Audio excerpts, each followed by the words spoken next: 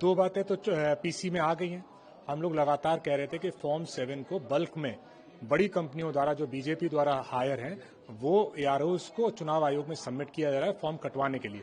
और हमने 7, 8, 10 जिलों की शिकायतें विद प्रूफ आज चुनाव आयोग में सबमिट की। उन्होंने हमें आश्वासन भी दिया कि जांच करके कार्रवाई करेंगे। और आज उन्होंने अपनी पीसी में माना है कि जो 1,38,000 फॉर्म 7 सबमिट हुए हैं पूरे प्रदेश में, उसमें से 46,000 ऐसे फॉर्म्स हैं जो बल्क में सबमिट किए गए, किसी दूसरे के द्वारा सबमिट किए गए।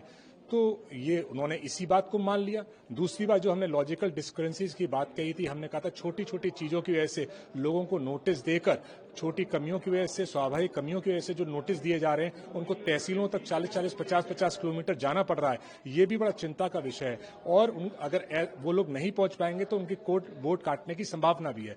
तो उसमें आपने देखिए पीसी में उन्होंने कहा है कि अब बीएलओज गांव में घर तक जाएंगे लॉजिकल डिस्क्रेपेंसीज को खत्म कराने के लिए। तो ये दो चीजों पर तो वो बात जो हमने रखी चुनाव आयोग के सामने, वो उन्होंने पीसी में माना है, उस पर उन्होंने आदेश भी पारित किया।